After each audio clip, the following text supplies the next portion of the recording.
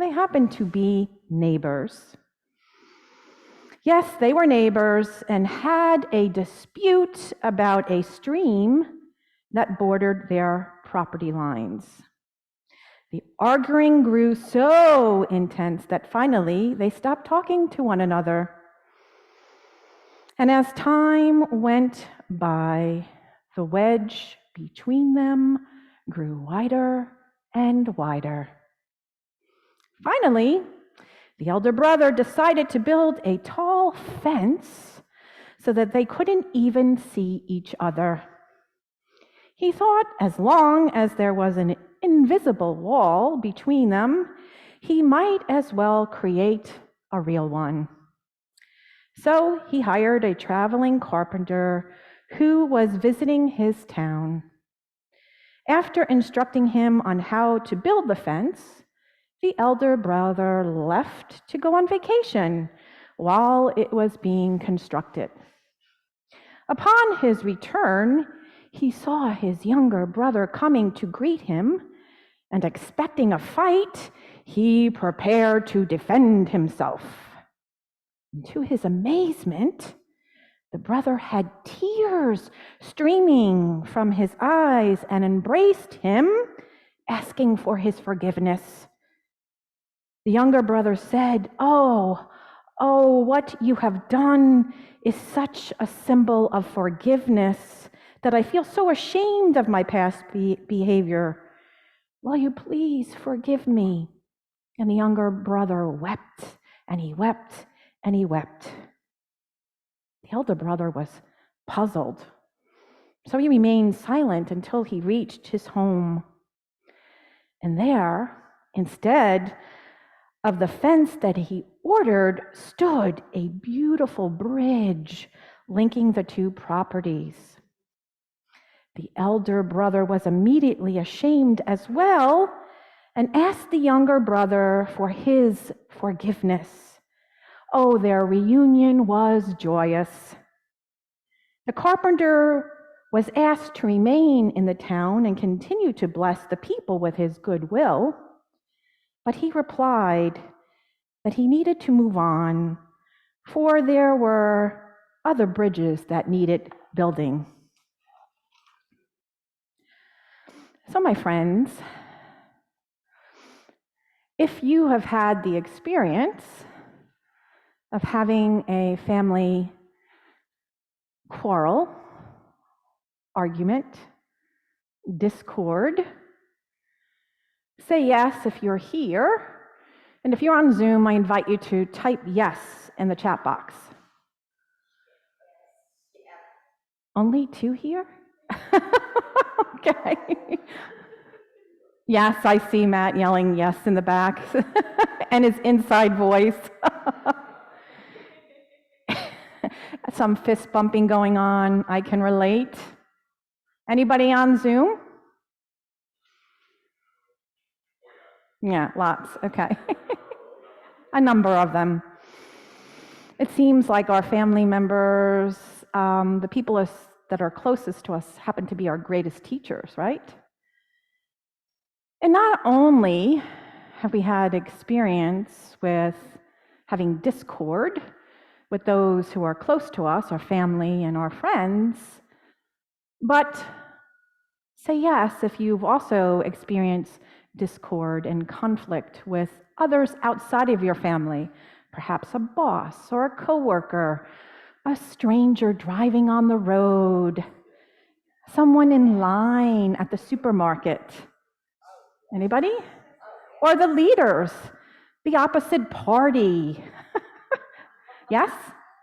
Yes. Type yeah. Amen? Chat. Oh, yeah. And how about having discord with yourself? Right? Being disappointed. I said that I was going to walk today, I was going to eat a clean meal, and there I didn't do it again. Procrastination showing up. I didn't do what I said I was going to do.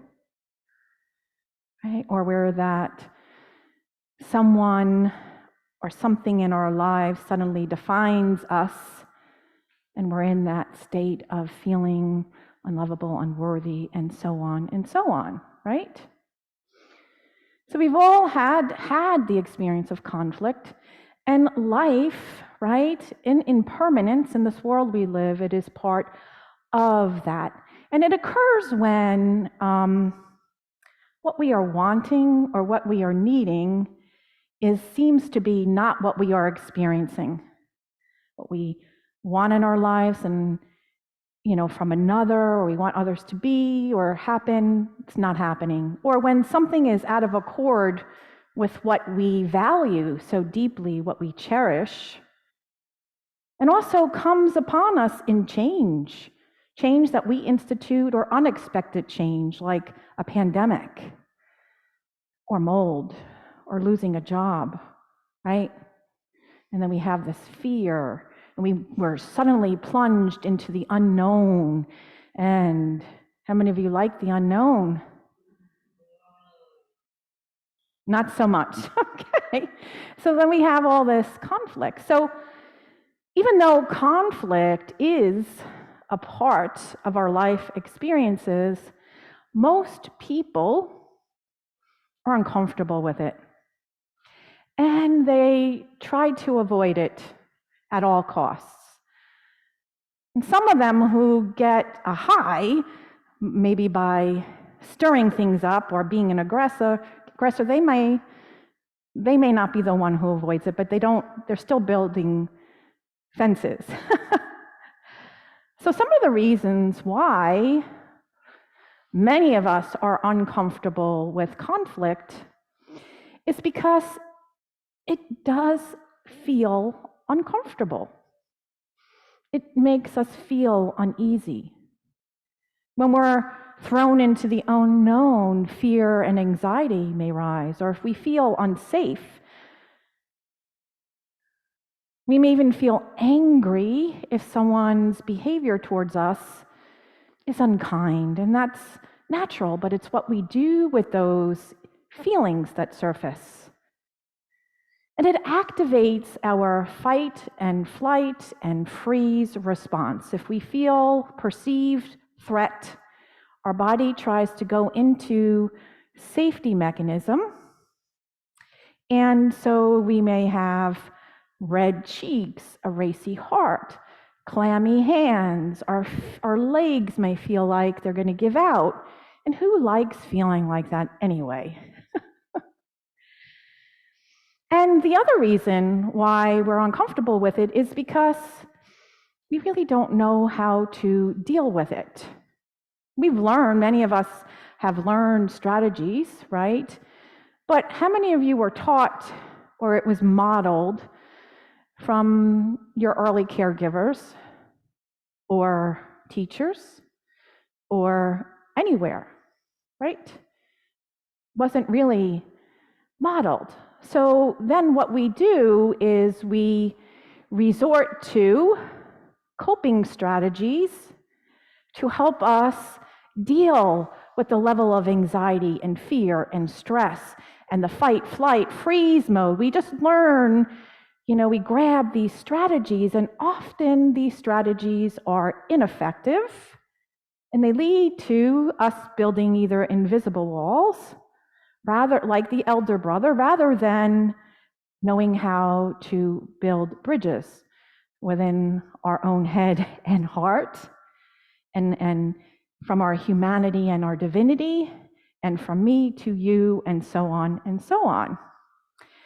And so when we use these unhealthy coping mechanisms, lots of times we're unaware. So it's really important to become aware of the conditions that support the building of walls, that lead to the intensity of conflict.